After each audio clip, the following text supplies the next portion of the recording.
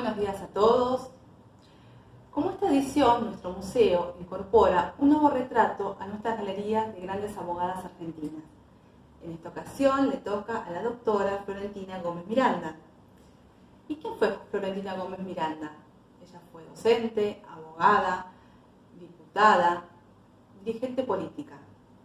Yo personalmente la defino como una luchadora, una optimista, terrenal, adelantada en su tiempo, por haber previsto cosas que hoy para nosotros son naturales. Innovadora en el derecho, en la política, en la social, gran defensora de los derechos de la mujer. Nos abrió los caminos para que nosotras hoy podamos conquistar el mundo. Los invito a conocer su historia y una charla a la cual titulé Florentina Valerosa, fiel de la libertad. Espero que lo disfruten y hasta el próximo encuentro. Gracias. Florentina nació en Olavarría, provincia de Buenos Aires, el día 14 de febrero de 1912. Una fecha iluminada, creo yo, por el amor que ella le tenía a la mujer en todos sus conceptos, en la defensa de sus derechos civiles, sociales y políticos. Allí vivió junto a su familia, que estaba compuesta por 7 hermanos, de los cuales 6 eran mujeres y 2 varones. Junto a su madre y su padre, quien además de ser un reconocido profesor, fue un radical de la primera hora. Desde muy pequeña, Florentina luchó por los derechos de las mujeres, tanto en el ámbito familiar como en lo profesional. La única profesión que podía estudiar la mujer en esa época era de maestra. Ella era inquieta y curiosa. Comenzó la carrera de docente, se recibió en el año 1929 y no conforme con ello, continuó sus estudios universitarios en forma libre. Nunca cursó una clase, porque paralelamente ejercía el trabajo de docente. Se recibió de abogada en la Universidad Nacional de La Plata en el año 1945. Un año antes de afiliarse a la UCR, en el año 1983, fue electa diputada nacional y extendió su mandato hasta el año 1991, por 2 periodos consecutivos. Con la restauración de la democracia en el año 1983, llegó a la Cámara Baja del Congreso Nacional representando a la Unión Cívica Radical. Ella decía que la mujer debe saber que en la política se discute poder y querer el poder.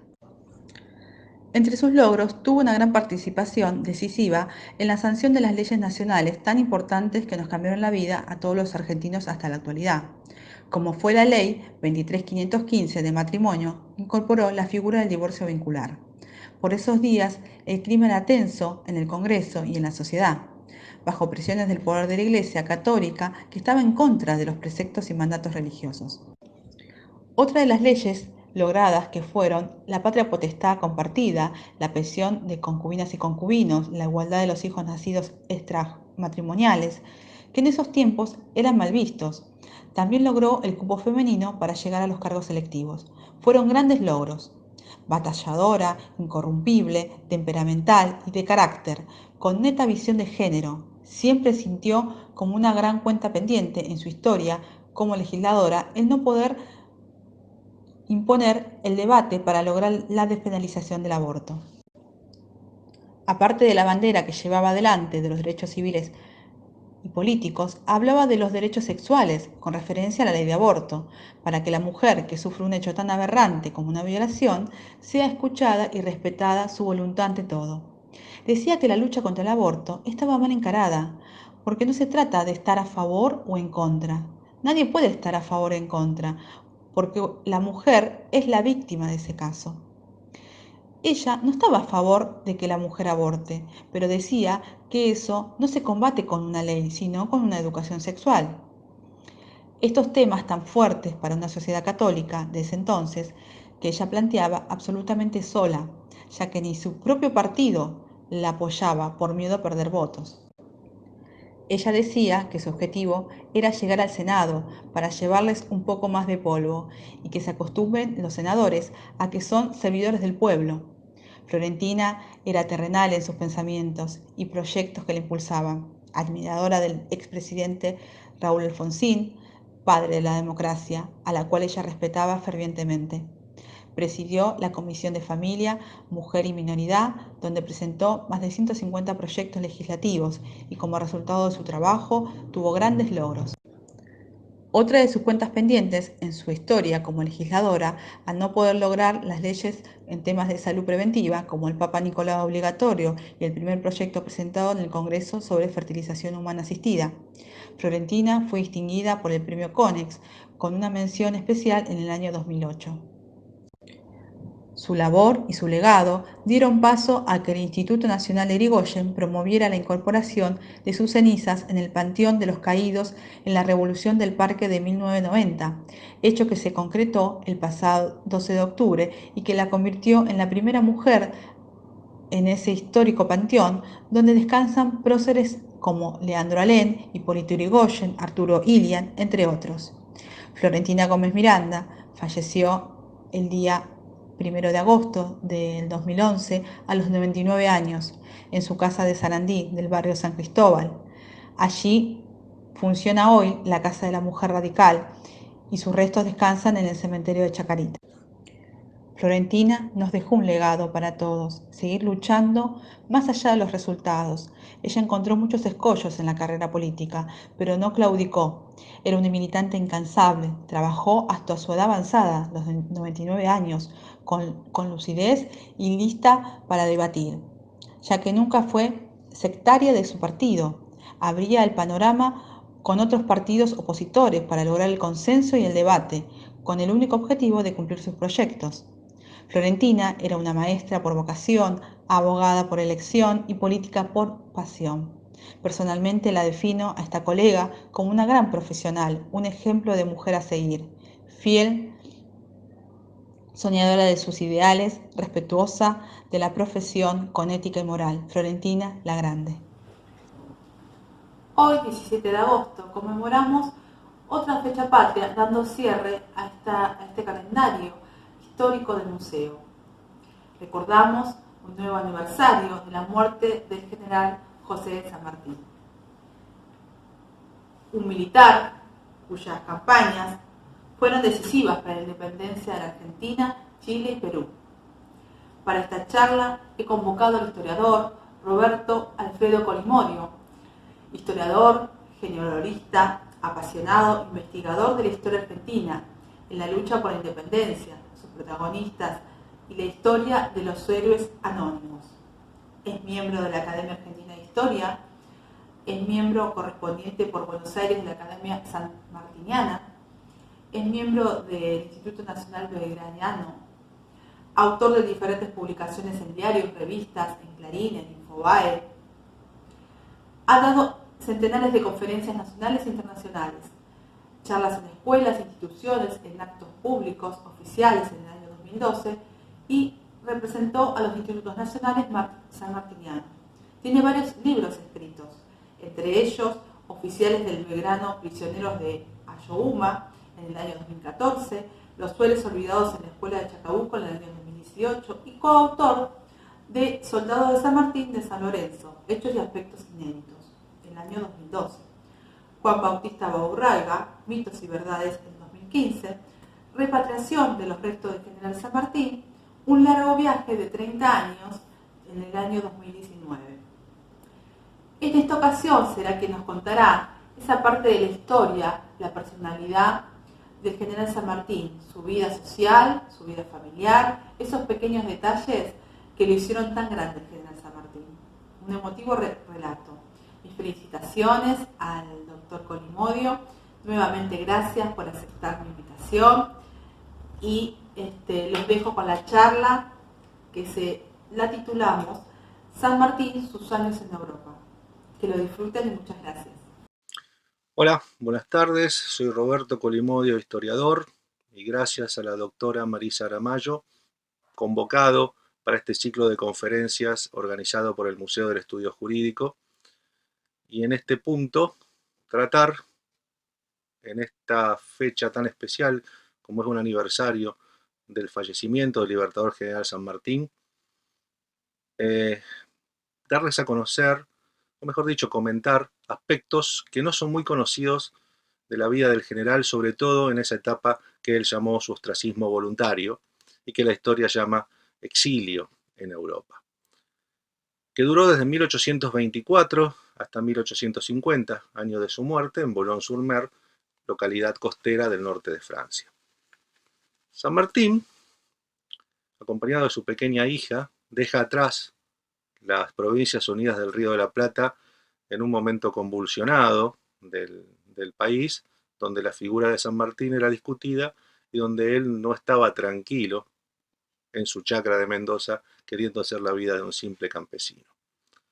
A la muerte de su esposa en 1823, San Martín ya tiene decidido tomar a su hija y educarla en Europa para dejar pasar unos cuantos años y después regresar a su querida patria. Cosa que intentó en 1829 y se frustró por estas divisiones entre partidos que tanto molestaban a San Martín.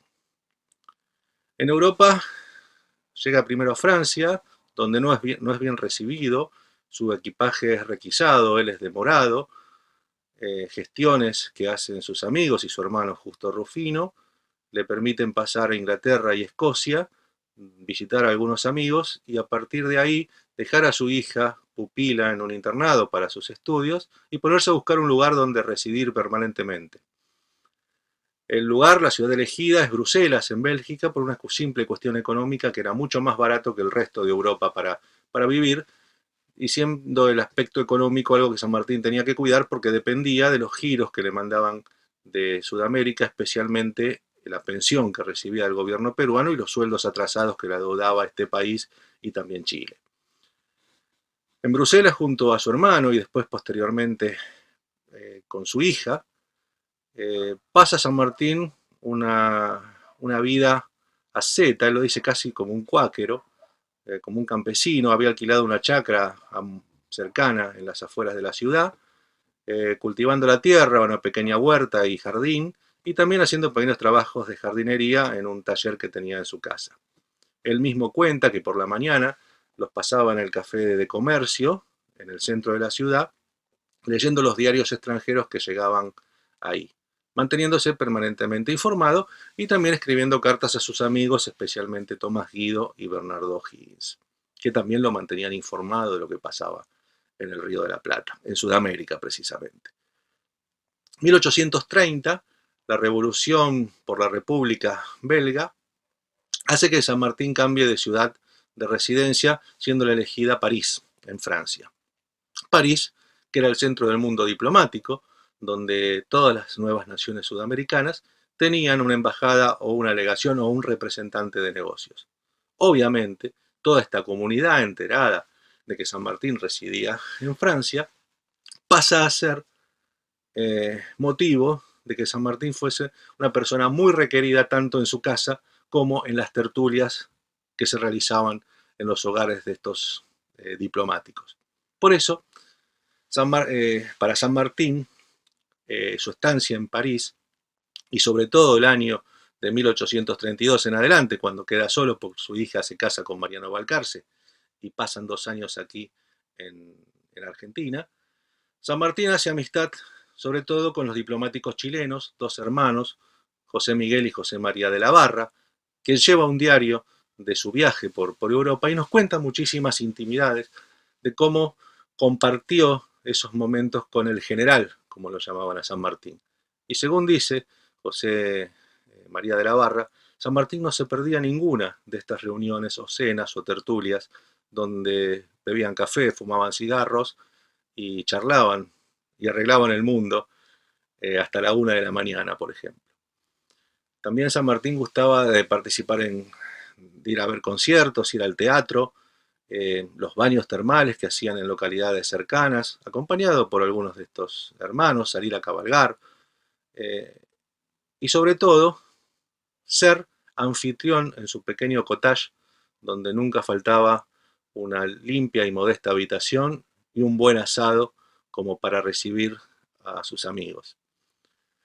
Por ello, la casa de San Martín fue un punto obligado de visita para políticos americanos, y por su casa y por estas tertulias pasaron futuros presidentes de países como Bolivia y Colombia, hijos de camaradas de armas que le mandaban a estos jóvenes para que San Martín los aconsejara en el estudio, muchos de ellos alojados en su casa, en la casa que ya compra en el Petit Bourg, donde también traba amistad con un personaje muy importante de la época, que es el Mariscal Aguado, gran amigo de San Martín y también vecino en Petit Bourg, en París también, un poquito más en las afueras.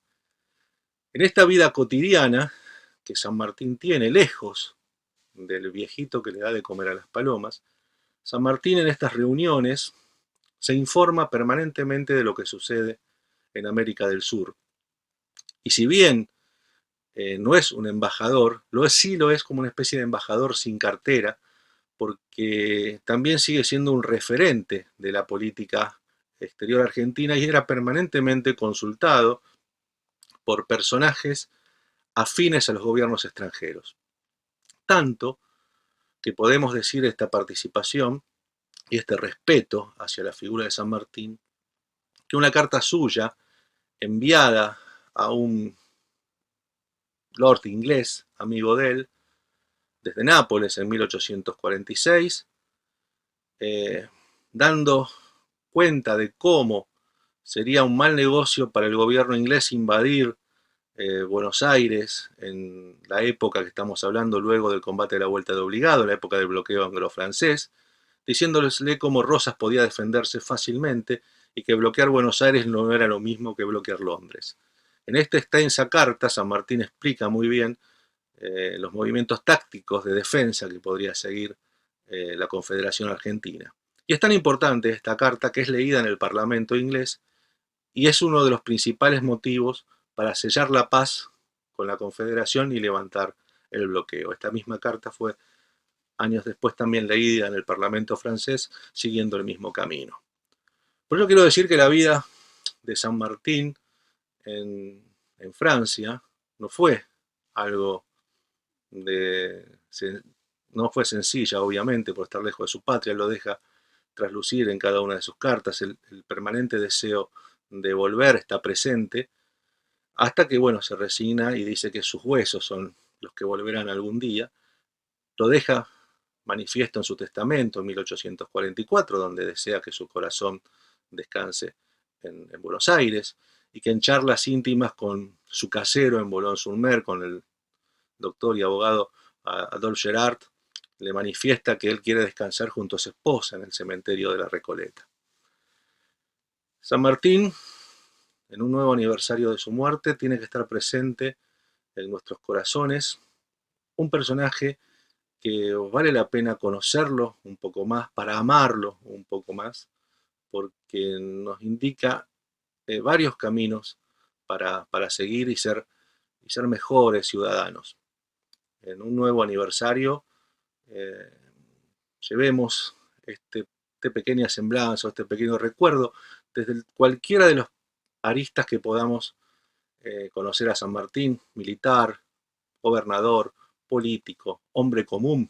A pesar de ser un hombre extraordinario, también San Martín fue un hombre común que despreció el poder en sí mismo, que despreció el lujo y que pudo dar todo en pos de una misión, sacrificando también quizás sus propios aspectos personales. Brillante militar, brillante hombre de acción política, nos dejó muchísimas enseñanzas que con un poquito de curiosidad podemos descubrir. Por esto, ese 17 de agosto, pongámonos la escarapela en el pecho y brindemos con un buen vino mendocino a la salud del general San Martín. Muchísimas gracias nuevamente por la convocatoria y hasta cada momento.